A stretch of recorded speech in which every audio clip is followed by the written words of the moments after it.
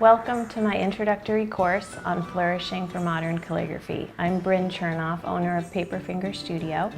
I've taught several courses on Skillshare before, so perhaps we've met before in those courses. I hope you're ready to enjoy a relaxing and useful introduction to flourishing for modern calligraphy specifically. This class is really designed to give you practice and exercises, warm-ups and tools to help build on your skill set, build your confidence, and build your ease around flourishing. And it should benefit your entire calligraphy practice as well.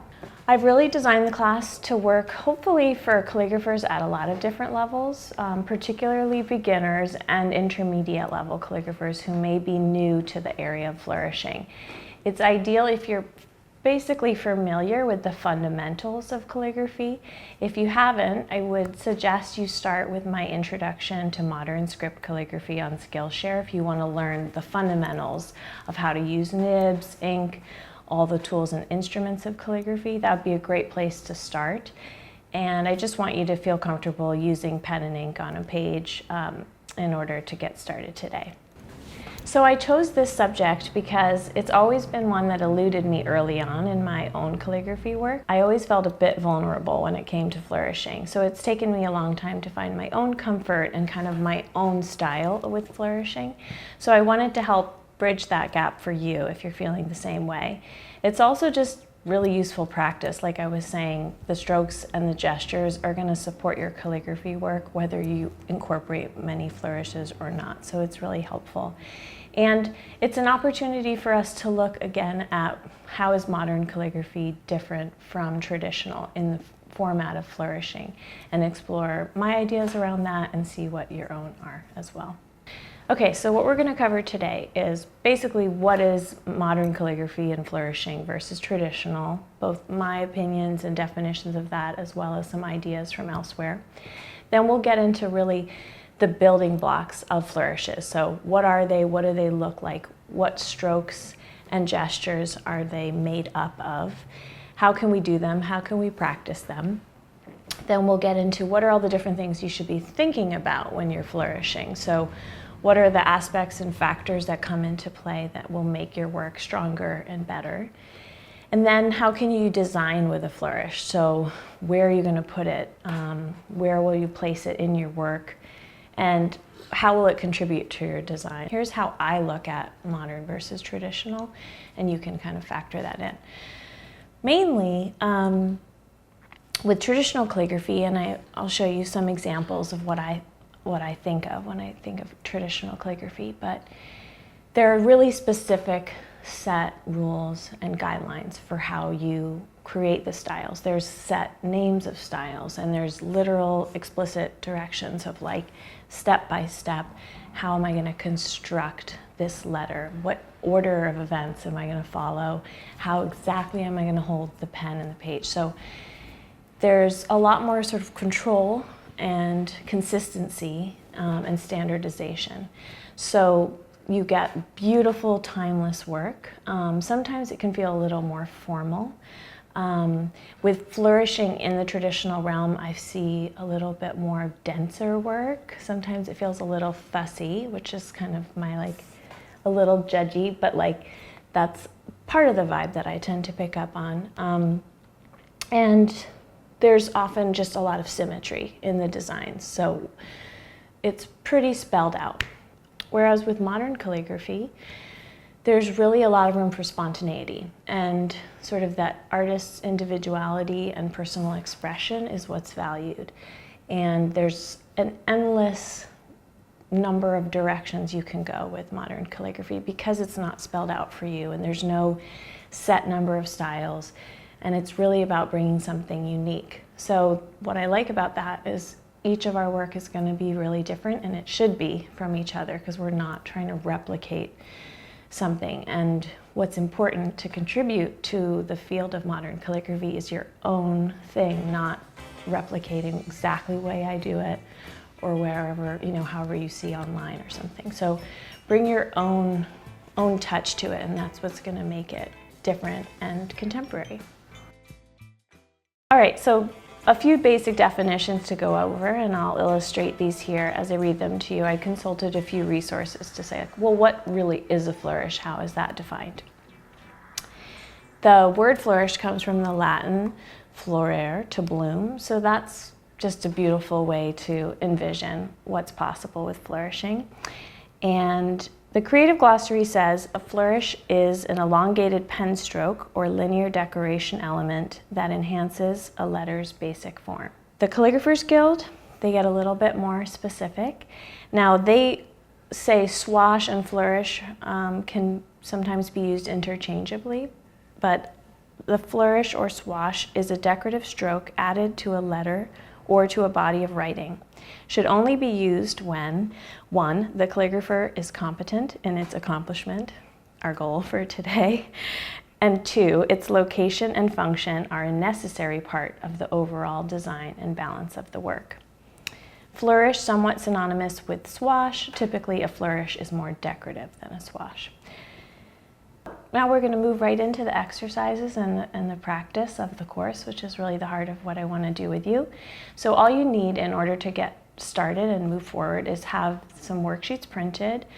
You'll see I've provided worksheets for you that will guide your practice today and onward. You'll need writing implements and paper, and that's really up to you. If you're really just getting started with calligraphy, you're welcome to work even with a pencil today. There's no, this has to be done with a nib.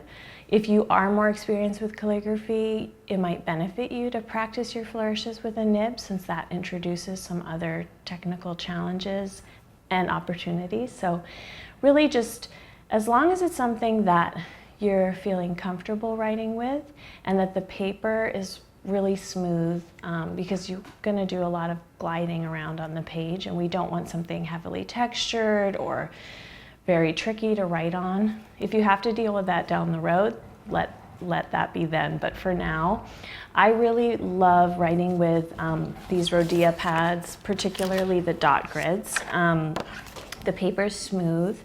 It takes all kinds of ink, so if you're working with a pen and nib, that's perfect. Or you can work with pencil or just a regular fountain pen or a micron bulb, monoline, whatever you've got. I have some other resources to suggest for you. If you go to John Neal Bookseller online, they're my favorite source for calligraphy supplies. And I have in the online instructors section, you can pick Paper Finger, and it will list all my recommended supplies for calligraphy. So if you really want to get yourself set up with some new gear, you could go there. Bottom line, just make it easy on yourself, because we're just experimenting.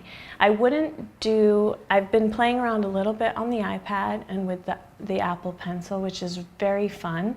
But if you're just starting with flourishing, I wouldn't start with that tool, because it makes it so easy that it might deter you from pen and paper work later. And that's really important, because you'll never really achieve the kind of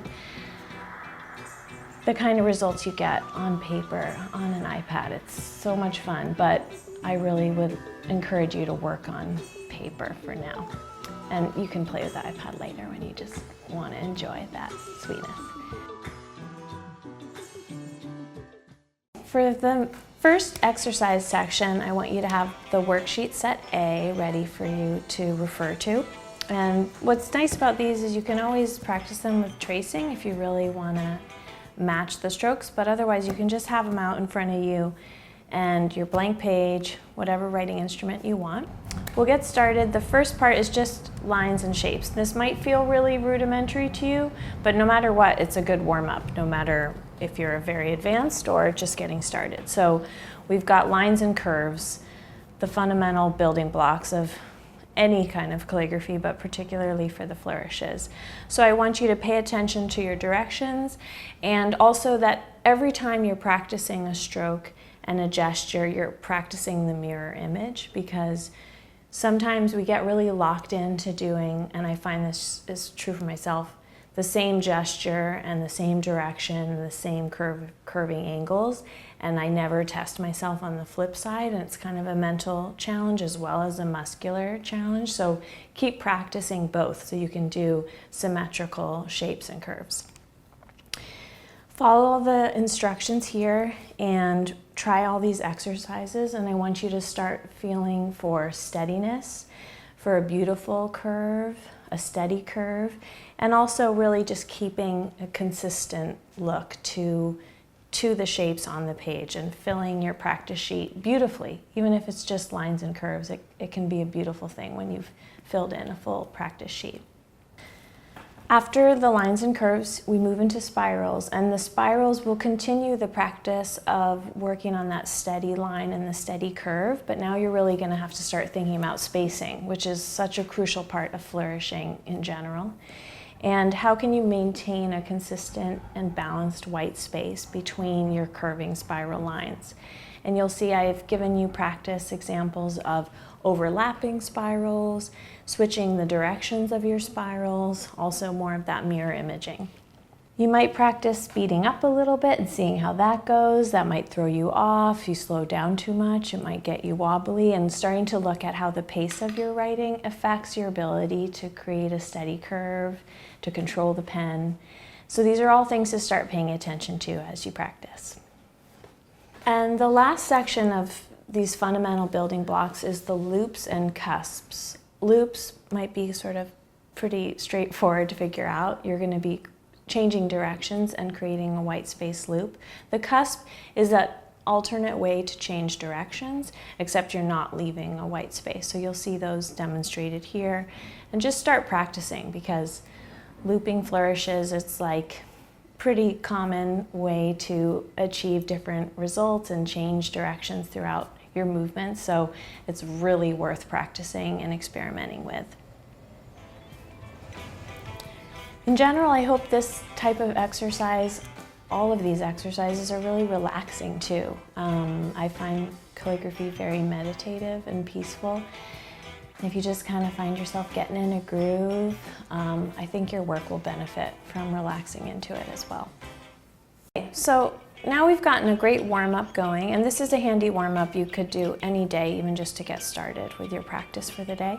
But we're going to start thinking about more of the aspects and the factors that go into flourishing and flourishing well.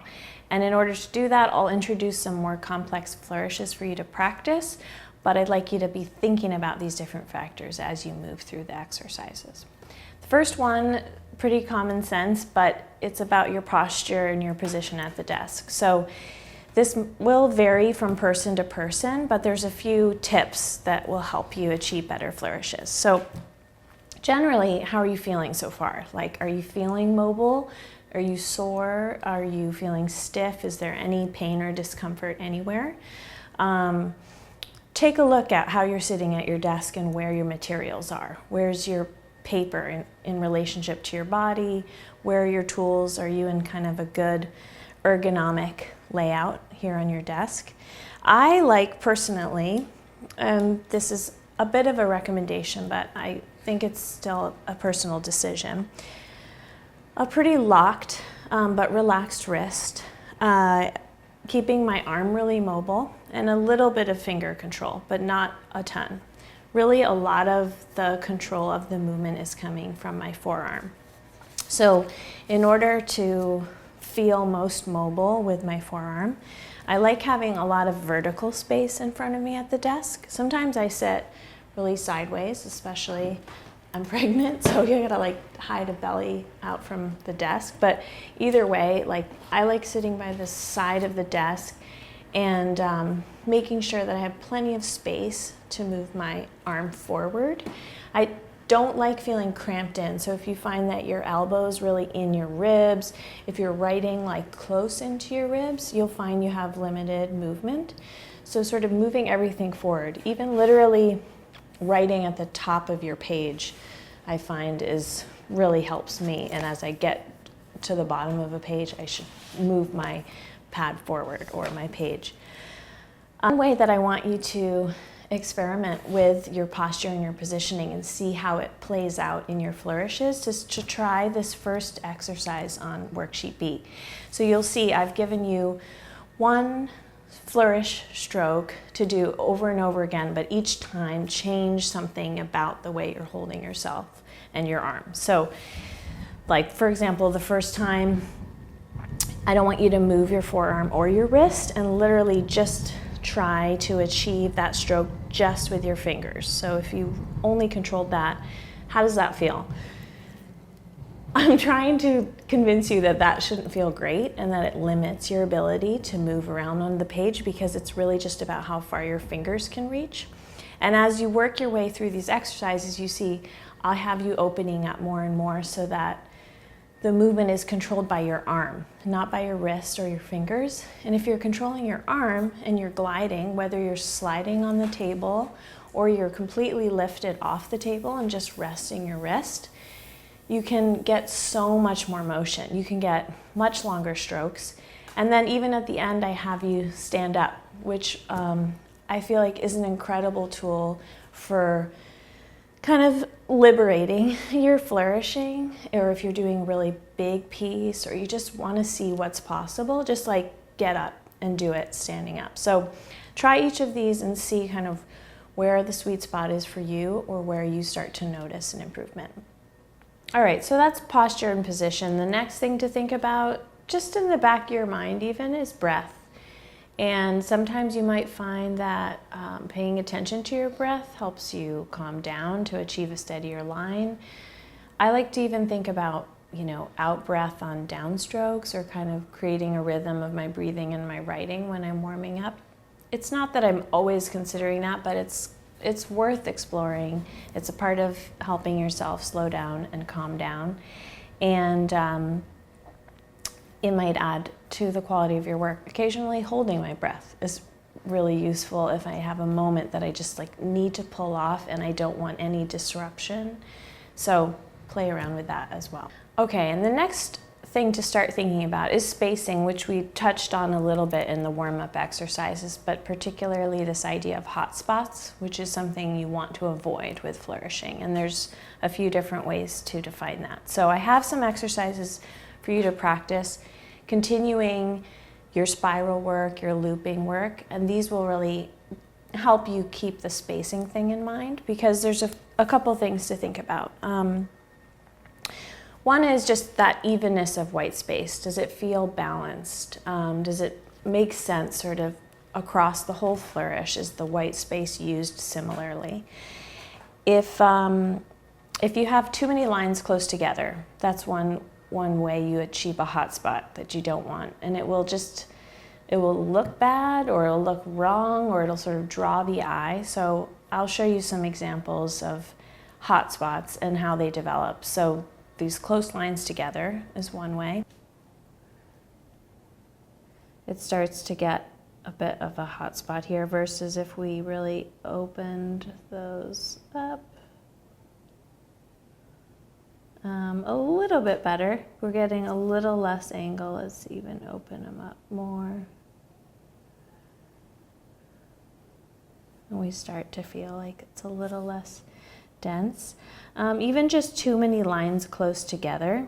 So, the lines are starting to cross at less than 90, but they're also just crowding up. And we get this, it just tends to get muddy and yucky looking. And so that's another version of a hot spot that you'd want to avoid. Another thing to think about when you're crossing over lines is, can those two lines cross at close to a 90-degree angle? If they're crossing at much less than a 90-degree, you'll start to notice it just also looks wrong. It starts to sort of clog up that spot visually and create a hot spot. So that's one thing you can just think about, even as you're moving around and you're playing around with creating your own flourishes. Whenever you're ready to cross over another line, look at the angle at which it's crossing. Now, granted, these are not, it's not a hard and fast rule. There's ways to pull it off, but you might find that it tends to look worse if you're using less than a 90-degree cross. Later on, I have a list of great books where I've gotten a lot of good resources and ideas, and also guidance on flourishing to help contribute to this class. But Lupfer's book is beautiful. It's just full of incredible and inspiring images. But this quote stood out to me in his description of flourishing, For the law of harmony and flourishing is the same as in love. As long as everything goes smoothly, harmony prevails. But as soon as some rival crosses the pathway, especially in a diagonal way, there's likely to be trouble in camp. So that's just like dorky calligraphy humor, but I mean, who can resist it? So keep all these things in mind as you practice, and you'll start noticing that your work will improve. Okay, the next factor to consider while you're flourishing, I'm calling smoothness, which is not the smoothest of words, but it just feels like it covers really an important concept.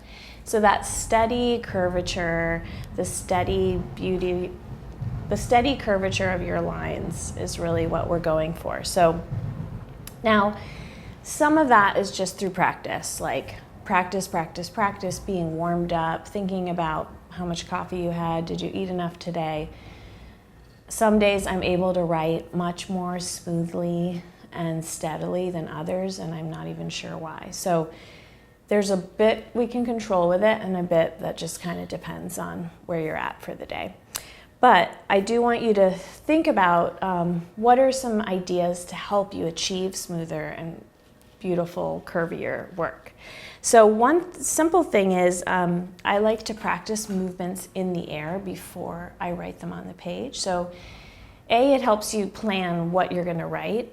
So if I've got a simple flourish in mind, I'm going to hold my pen, and before I'm ready to do it, I'm thinking it through as a gesture, because then I'm kind of building that muscle memory in of what way I have to go in order to achieve it. I might even do it right over the page, just not placing the pen to the paper. And that helps me warm up. Sometimes that is a really useful tool in order to pull it off on the page. Like we said, the tools and the paper you're using are definitely going to help you write more smoothly and to create a steady line. The posture and positioning, of course, is all connected, so making sure you're thinking about all those posture and sort of arranging your desk to support your work.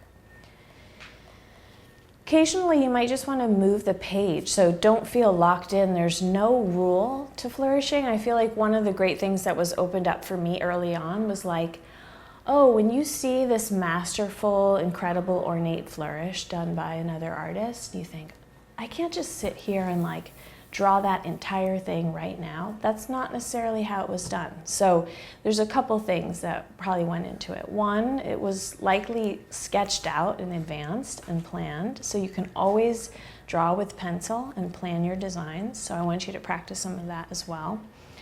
You can move your page around. If you want to write upside down in order to pull off a certain stroke, that's completely legit. There's no like contest here. It's really just writing however you're going to best pull off what you want to achieve artistically. And the other component that's really good to practice is how can you start and stop mid-flourish without revealing that there was a start and a stop. So I have a couple exercises for you to practice that idea. And one simple way is, can you start your flourish? If you need a break, like you need to literally just lift your pen up for more ink, or you just need to catch your breath, or you want to turn your page and reorient, if you stop right at the point that your line meets a cross line and you don't actually cross through, you will be able to pick up and continue where it would have just crossed right over. And if you do it skillfully, no one will ever know that that's where you picked up and put down again. So that can be done with a nib, it can be done with a monoline pen. So here's some demos of that, as well as some examples for you to practice with. So that's one great way to sneak in and set yourself up again. You can continue where you left off with a thick, and it will most likely be invisible. If you're trying to pick up and put down right at a hairline continuing to a hairline, it's very hard to conceal that. But if it's switching to a thick, no one will notice. So if you are working with a nib, practice that and try it out and see how you can achieve a more complex flourish that looks like you're just a wizard hand and actually you did it in multiple pieces and components, just the way calligraphy letters are written as well. So there's no pride around this in terms of how you pulled it off. Just pull it off.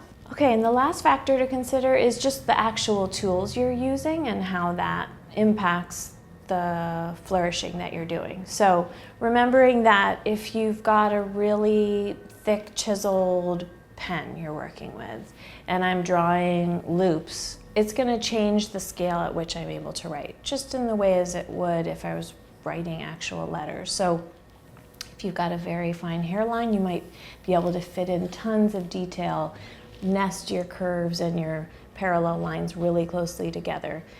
You just have to consider that what you're writing with will change what you're able to achieve with your flourishes, so you don't want to disregard that element entirely. We've gone over a bunch of factors, things that you want to keep in the back of your mind while you're practicing. So it might feel like a lot, but it will start to feel automatic and a little bit more natural the more you're practicing. Next up, we're going to really get into building your own flourishes and working on how to design them and how to fit them into a bigger design, how to place them in context with other calligraphy work you may be doing, other projects, what you can consider in terms of where flourishes are best placed, etc. So that'll be fun. All right, so moving into flourish design, I want you to start now with taking some of the building blocks and the fundamental strokes and elements that we've been practicing and piecing them together to create more complex flourishes. These 3 strokes I've broken up for you in this one exercise. We have a loop, we have another loop, and we have kind of a spiral loop.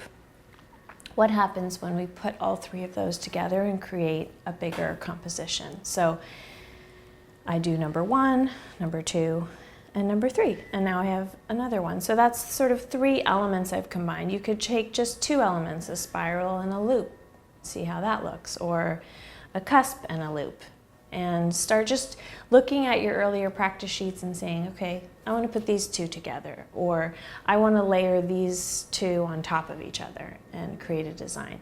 So even when you're layering separate strokes, separate flourish strokes on top of each other, you still need to apply all the same factors we've considered, like spacing and hot spots.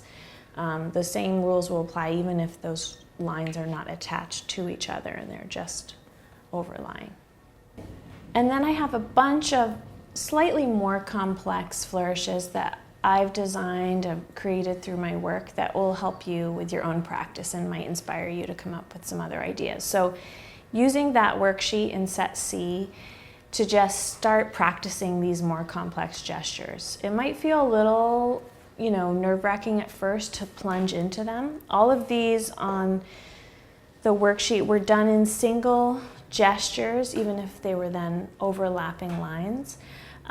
If you want to break them up into multiple steps where you pick up and put down, you could try that out.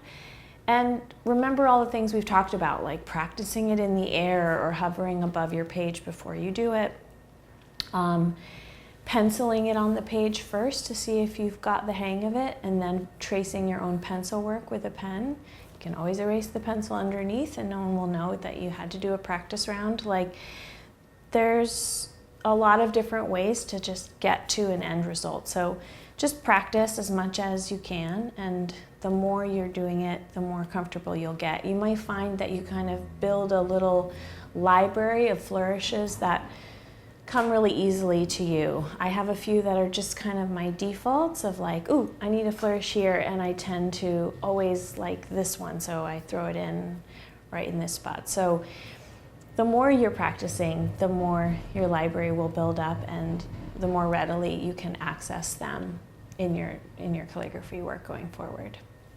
So now we're just going to go over about the design using flourishes and where do we actually put them in our work. So the first category of flourishes and where they would go would be attached to a letter. And that might be kind of self-explanatory, but I'll go over the basic types of locations that you can attach a flourish. So one is any cross stroke. So the crossing of a T, perfect, easy location, ripe for flourishing. any entry or exit point. So at the beginning of a word, the end of a word, the beginning of a line, the end of a line. And you'll see some demos of that as well. Ascenders and descenders are really great spots to throw in a flourish attached to a letter. And I have a bunch of examples of that. And it's a place to build sort of even a consistent flourish that you might use in every ascender and descender, or perhaps it's just one shining moment where you throw in a big swash. And lastly, in a cap. So if you want to highlight the capital, most like in the form of a drop cap, but perhaps you just flourish up that one capital in your work and the rest of it is written in your standard script or your standard style. That can be a great access and highlight point. Capitals are formed differently, so perhaps there's different points of entry and exit for you to flourish off of. And all these artists that I'm referencing in these images as well have great examples for us to get inspired by or experiment with or try to emulate in our own work. And the other category of flourishing is when it's not attached to a letter. And so there's a few different places that you can think about it in terms of the composition of any kind of calligraphy piece you're working on. One is it could be interacting with the letter, it could be overlapping, it could be interacting with a flourish that's already attached to a letter. One simple thing is adding a double line of a flourish, so kind of paralleling an existing flourish off of a letter. That can be a great spot to add even in a different color, or just adding a secondary line and engaging with the flourishes and the words themselves. Another natural way to use a flourish around your calligraphy is as a frame. So perhaps you're creating some sort of frame for the word or the piece. It could be just decoration, ornamentation around it. It could be an actual border that you use flourishes to create that border the word or border the entire piece. I find flourishes also in their sort of ornamentation value can be really helpful little dividers and sort of section breaks. I have like this invitation I designed where, you know, it separates the text, just having a little bit of flourish. So it's connected to the calligraphy, but it's its own little piece providing a design function as well. And there's endless ways that you could use your flourishes to create separators, to create different areas and zones of your design work. So you could think of them as you would in any kind of graphic design context too. Another way that a flourish might serve your design is if you really just want to bring attention to one particular word or spot. So you might have this nice clean design, but you really want to highlight this one moment, and that's where your flourish might be. And so it might draw the viewer's eye to that spot in a way that only a flourish could. Another consideration for design options with flourish is that it's a really useful way to fill space. If you need to balance out your design, perhaps it's kind of leaning too much to one side and you need to use some white space to kind of even out the whole design in general. And I have a lot of examples of this in some traditional work as well as contemporary, where it can almost be a filler. And you wanna, the thing where when you're filling space with a flourish is just making sure that it doesn't detract from the calligraphy or the text itself. So it might be really advantageous to use a very fine hairline, make sure that your calligraphy is standing out more prominently, maybe a little bit heavier. Some people use flourishes decoratively really as illustration, and that's not something I've done very much in my work, but I've seen some beautiful examples of that. I wanted to show you in some of these books. It might be a bit more traditional, and often the bird theme is one you'll see a lot in traditional flourishing, but you know, there's endless ways that you could use flourishes to create an illustration of sorts. So that's a really fun direction to play with and explore, and probably could be a class in and of itself. So now we've covered basically all the places you could put a flourish, what it could look like, and what you need to think about in terms of placing it and using it and designing flourishes. But also just like, does it match the aesthetic vibe of what you're creating? So even starting simply with what kind of style of calligraphy are you using, and are you flourishing in a way that fits that style? So I have a couple ways for you to practice that. One simple thing is to try, let's write one word 3 times in 3 different styles of your own in calligraphy. And how can you make the flourishing different in each of those versions that makes sense for the aesthetic and the style that you've created? And they might be very different from each other. You might make really different choices about designing with flourishes based on that overall vibe. And I also like to encourage you to look at really traditional flourishing and say, what could I do here to make it feel more contemporary? Like, would I subtract like 80% of it and keep this one little moment? Or maybe I'm gonna switch up some other aspect that's gonna make it have a bit more of a contemporary feel or fit my style of work even better. So that can be a great just exercise if you pull out any of these books and get some ideas. I'll try an example of it as well. To wrap this up, in terms of design and flourishing and what you can be thinking about, really just work with intention, not with an agenda of kind of pulling something off that looks crazy or is really wowing. Just the whole less is more philosophy is really useful, especially in the realm of modern calligraphy. So if you have one gorgeous flourish in one moment and that's it, like that might be better than adding 10 more. And just focus on the beauty of your design, what you actually want to achieve, and keep it simple. So that might be the way you flourish, or maybe you like to do really ornate flourishes but use them only when it really counts.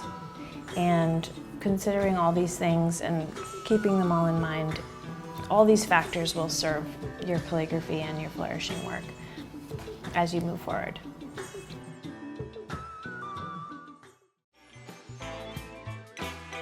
Okay, that wraps up the structured exercises and the worksheets for this whole course.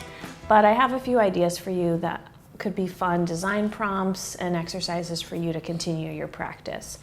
One is, and I'll demonstrate this idea here, is basically come up with frameworks for your design. So if you give yourself space for one word, one phrase, these could be great little gifts or just fun projects to make for yourself. And if you set yourself up with this limited location and layout, how would you flourish your piece differently based on these layout specifications? Another idea is, because I work a lot on wedding invitations, even just starting with a simple body of text. Now this could be an invite text, or you could just choose a quote or passage that you love. Center it on the page, write out simplified calligraphy right in the center, the passage, the invite, whatever text you choose. And leave yourself plenty of spaces where you might add flourishes. Don't add anything to your entrances or exits. Maybe you don't cross your T's. Maybe you don't extend on every ascender or descender. Finish the body of text, go back in.